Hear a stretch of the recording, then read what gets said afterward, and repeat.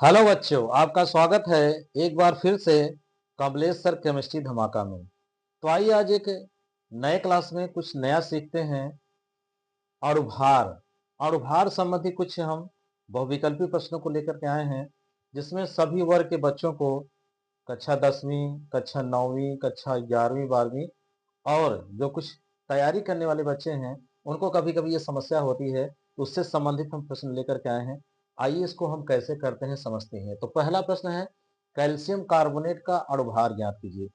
किसी भी अणु का अणुभार ज्ञात करने के लिए पहले उसका क्या पता होना चाहिए? सूत्र पता होना चाहिए। तो कैल्शियम कार्बोनेट मतलब CaCO3। कैल्शियम कार्बोनेट का क्या सूत्र है? CaCO3। अब इसमें कितने परमाणु हैं? कैल्शियम का परमाणु है, कार्बन का परमाणु है, ऑक्सीजन, यानी कि कितने तत्व? कैल्शियम, कार्बन और ऑक्सीजन। अब एक एक तत्वों का हमें क्या पता होना चाहिए? परमाणु भार पता होना चाहिए। तो कैल्शियम का जो परमाणु भार होता है वो 40 होता है। कार्बन का परमाणु भार कितना होता है? 12 होता है। और ऑक्सीजन का परमाणु भार कितना होता है? 16 होता है। तो आइए अगर हम कैल्शियम का देखें तो इसको करते क्या है, इसको जोड़ेंगे। कैल्शियम का पहले जोड़ लेंगे 40, फिर उसके साथ जोड़ना किसका है? अगला तत्व हमारा क्या है? कार्बन। तो कार्बन का जोड़ लेंगे। अगला तत्व क्या है? ऑक्सीजन। और कितने ऑक्सीजन के परमाणु है? 3। लेकिन एक परमाणु की वैल्यू कितनी है? 16। तो 3 है, 16 तो यहाँ कितना हो जाएगा? 48। अगर इसको हम जोड़ें तो कितना हो जाएगा? 100 हो जाएगा। यानी कि एकदम आसानी के साथ हम क्या कर सकते हैं, जितने भी तत्व हैं सबको जोड़िए। जैसे कैल्शियम का परमाणु भार 40, कार्बन का परमाणु भार 12 और ऑक्सीजन अगला जो तत्व है 16, 16 तिया 48, जोड़ लेंगे कितना जाएगा? 100। इस तरीके से कैल्शियम कार्बोनेट का अणुभार कितना हो गया? 100 हो गया।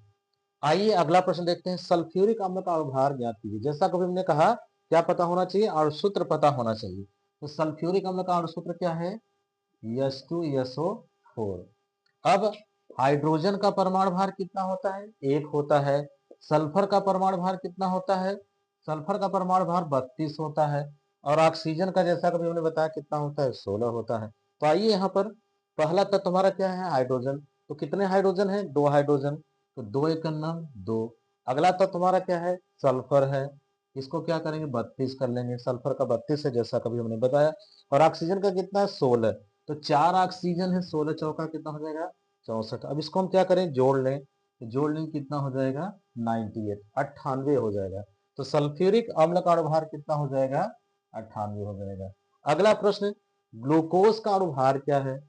अब ग्लूकोज का क्या हमें पता होना चाहिए? और सूत्र पता होना चाहिए। तो ग्लूकोज का सूत्र हमारे पास क्या है? C6H12O6। कार्बन का परमाणु भार यहीं पर हम नोट कर दे रहे हैं, 12 होता है। हाइड्रोजन का हमने यहाँ पर नोट ही किया है। ऑक्सीजन का कितना होता है? 16 होता है।